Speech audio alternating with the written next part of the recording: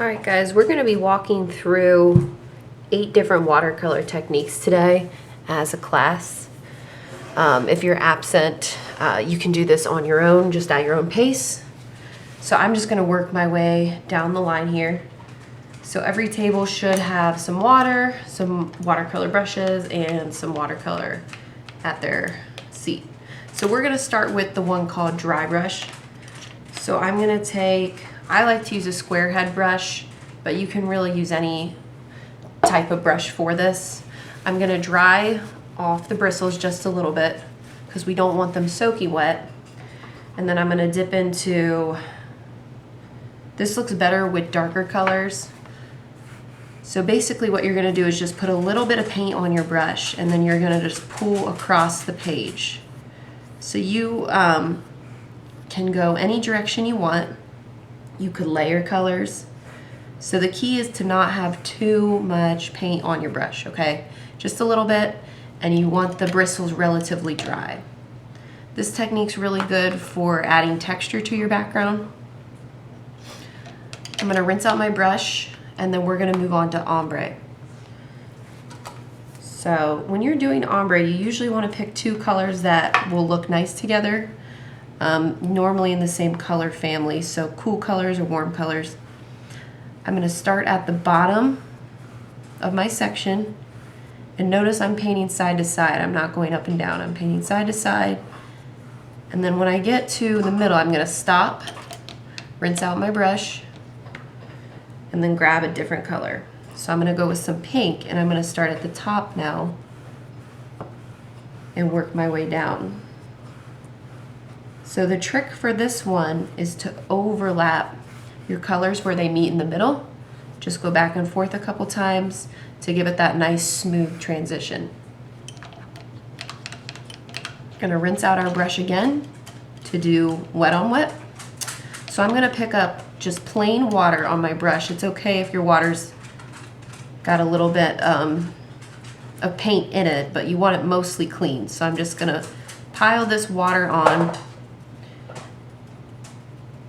And if you were to do your whole background with wet on wet, you would want to work in small sections because then the water's going to dry, so you'd have to redo it. So I've got just plain water on here. I'm going to take any color and just start to dab it on. Now when I place this color onto the wet paper, it's going to start to run, like almost like tie-dye.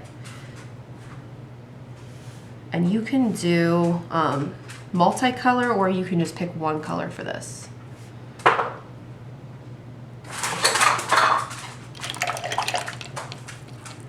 right, the next technique is called lifting. And again, this looks better with a darker color.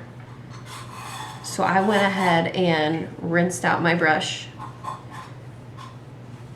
And I'm just gonna paint this section a plain color.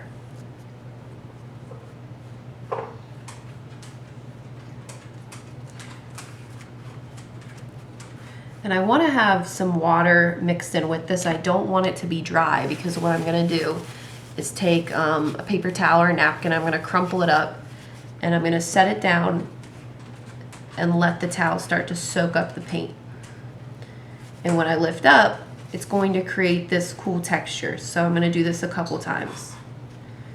Give it a couple seconds. This one's a little bit more subtle.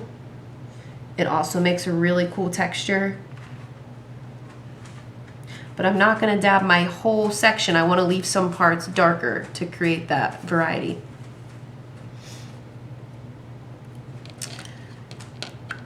I'm going to rinse out my brush. And we're going to move on to splatter. So this one's pretty self-explanatory. I'm going to dry off my bristles just a little bit.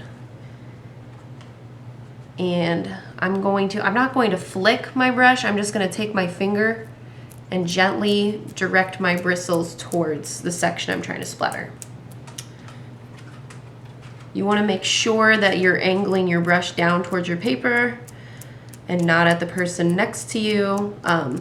If you're doing this on your project, you also might want to kind of cover up anything that you don't want to get splattered. And yes, it's going to make your finger a little dirty, but this stuff washes off. If you want your splatters to look a little messier, you would just put more water on your brush. See how that works? So I'm gonna rinse off my brush once again. And I'm gonna do the next one, which is called salting. So I'm just gonna paint this a plain color.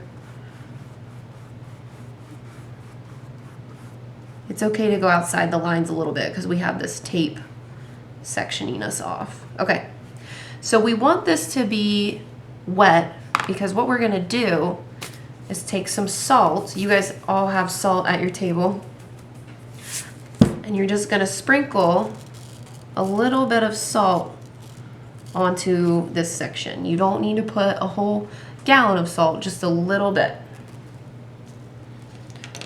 So if this section wasn't wet enough and your salt's not really sticking to the paper, what I like to do is go back and just kind of take my brush with some water on it and kind of dab at the salt.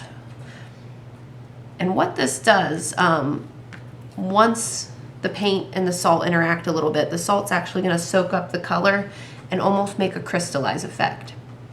And when this dries, you can actually rub the salt off. Okay. Next one is rubbing alcohol. So we're just going to paint this with a plain color again. You guys have probably figured this out by now, but the more water you have on your brush, the lighter your color is going to be. Whereas if you just dip right into the paint, it's going to be darker. All right, so every table should have a little cup of clear liquid. That is not water, that's actually your rubbing alcohol. So I'm going to take a little bit of that on my brush and just place it down. And this kind of acts like bleach, where anything it touches turns white. And once again, this looks better with darker colors. So if you're using like a yellow or an orange, it may not show up as well. The last one is called a wash. And a wash is pretty simple. It's just a plain coat of paint. Now, something you can do that's a little bit extra is called plastic.